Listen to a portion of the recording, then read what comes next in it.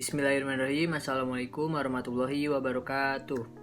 Perkenalkan, nama saya Rifki Arya Fauzan sebagai mahasiswa jurusan Pengembangan Masyarakat Islam semester 4 dari Universitas Islam Negeri Sunan Gunung Jati, Bandung.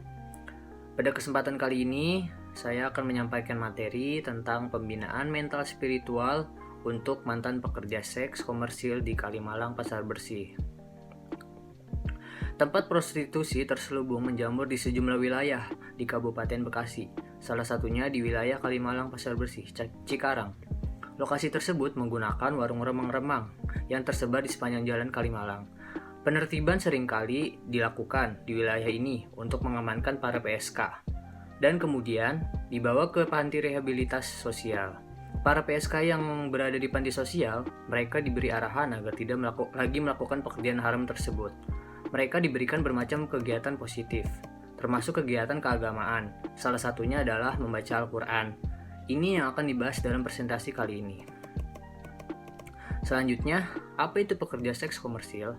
Jadi, PSK atau WTS sering diartikan sebagai wanita yang menjual tubuhnya untuk memuaskan hasrat seksual laki-laki siapapun yang menginginkannya, di mana wanita tersebut menerima sejumlah uang atau barang. Dari pengertian ini, nampaklah bahwa masalah WTS atau PSK merupakan masalah sosial yang kompleks karena perbuatannya tersebut telah menyimpang dari norma-norma atau nilai-nilai masyarakat. Di samping itu, masalah WTS atau PSK merupakan masalah yang menghambat lanjutnya pengembangan karena dapat merugikan keselamatan, ketentraman jasmani, rohani, maupun sosial. Oleh karena itu, kehadirannya di tengah-tengah masyarakat hingga kini banyak mendapat hinaan dan penolakan dari anggota masyarakat. Kemudian, faktor penyebab wanita menjadi pekerja seks komersil.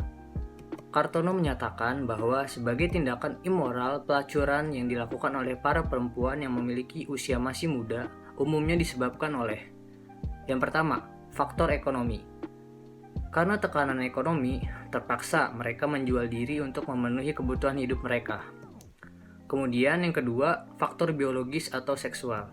Adanya kebutuhan biologis yang besar, yaitu kebutuhan seks yang tinggi, tidak puas akan pemenuhan kebutuhan seks. Kemudian yang ketiga, ada faktor sosial budaya. Faktor ini dapat mendukung timbulnya pelacuran yang mengakibatkan permasalahan pada tatanan budaya dan adat masyarakat. Selanjutnya, yang keempat ada faktor kebodohan sosial.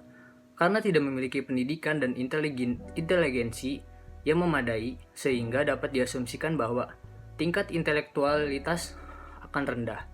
Dengan demikian akan menimbulkan ketidakmampuan diri dalam mengikuti arus perkembangan sosial di segala bidang. Kemudian yang terakhir ada faktor lingkungan keluarga. Keluarga sebagai basis utama pendidikan moralitas individu yang akan memegang peranan penting dalam proses pendewasaan diri. Kemudian, dampak yang ditimbulkan dari PSK atau pekerja seks komersil. Kehadiran PSK di masyarakat dapat memberikan dampak yang dapat memicu perubahan sosial. Dampak yang ditimbulkan oleh adanya PSK, menurut Kartini Kartono antara lain, dampak yang ditimbulkan bagi diri PSK, yang pertama menimbulkan dan menyebarluaskan penyakit kelamin dan kulit. Adapun penyakit yang ditimbulkan dari perilaku prostitusi ini ialah HIV atau AIDS. Sampai sekarang belum ditemukan obatnya. Agar virus ini tidak dapat merambat terlalu jauh, perlu adanya pencegahan, yaitu dengan mempersempit jaringan prostitusi ini. Yang kedua ada berkolerasi dengan kriminalitas dan kecanduan bahan-bahan narkotika dan minuman keras. Prostitusi sangat berkaitan erat dengan minuman keras dan narkotika. Minuman keras dan narkotika akan digunakan sebagai pendamping dalam hubungan seksual. Hal ini mudah dijumpai di bar atau tempat karaoke. Kemudian, dampak yang ditimbulkan bagi lingkungan. Yang pertama, merusak kehidupan keluarga. Dengan adanya wanita tunasusila akan mengakibatkan sendi-sendi dalam keluarga rusak. Semakin banyak pengguna jasa akan semakin memperbanyak jumlah PSK ini dan akan menular ke masyarakat luas. Keluarga yang awalnya harmonis bisa hancur karena kepala rumah tangga mencari jasa PSK. Yang kedua, dapat merusak moral, susila, hukum, dan agama. Dengan meluasnya prostitusi akan merusak nilai moral, susila, hukum, dan agama. Karena pada dasarnya, prostitusi bertentangan dengan norma moral, susila, hukum, dan agama. Rusaknya nilai dan moral membuat tatanan masyarakat berantakan. Kemudian selanjutnya, pembinaan mental spiritual. Seperti yang sudah dijelaskan sebelumnya, para mantan PSK yang berada di panti rehabilitas sosial mereka diberikan kegiatan yang positif, termasuk kegiatan keagamaan. Selain itu, perlu juga diberikan pembinaan mental spiritual bagi mantan PSK. Apa sih pembinaan mental spiritual itu? Pembinaan mental spiritual adalah upaya pendidikan yang berhubungan dengan keadaan mental atau jiwa seseorang yang dilaksanakan secara sadar, teratur, terarah, terencana, dan bertanggung jawab sesuai dengan ajaran agama Islam. Hal ini merupakan salah satu upaya untuk para mantan PSK menyesuaikan dirinya. Penyesuaian diri yang baik ditandai dengan yang pertama, terhindar dari ekspresi emosi yang berlebihan, merugikan atau kurang mampu mengontrol diri. Yang kedua, mampu belajar untuk mengembangkan kualitas dirinya. Dan yang terakhir, mampu memanfaatkan pengalaman masa lalu.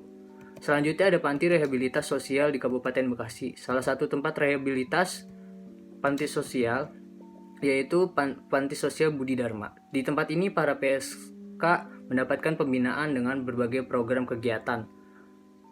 Sebagai salah satu bukti nyata adalah ketika diajak belajar Al-Quran, masih sedikit yang ikut karena kebanyakan merasa tidak mampu membaca, merasa tidak percaya diri.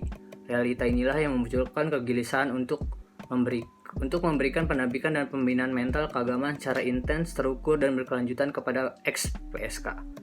Jadi kesimpulannya, realita kehidupan mantan PSK yang jauh dari religius dan mental spiritual yang minus memunculkan kegelisahan bagi para pengurus di Panti Rehabilitas Sosial Budi Dharma di Kabupaten Bekasi untuk tergerak memberikan pendampingan mental keagamaan secara intens, terukur, dan diharapkan berkelanjutan kepada ex-PSK tersebut. Kegiatan pembinaan spiritual berupa tahsin Al-Quran dan tingkat dasar serta disesuaikan dengan untuk meningkatkan mental spiritual para ex-PSK agar menjadi manusia yang berakhlak mulia.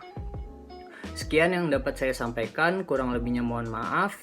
Wabillahi taufiq wal hidayah. Wassalamualaikum warahmatullahi wabarakatuh.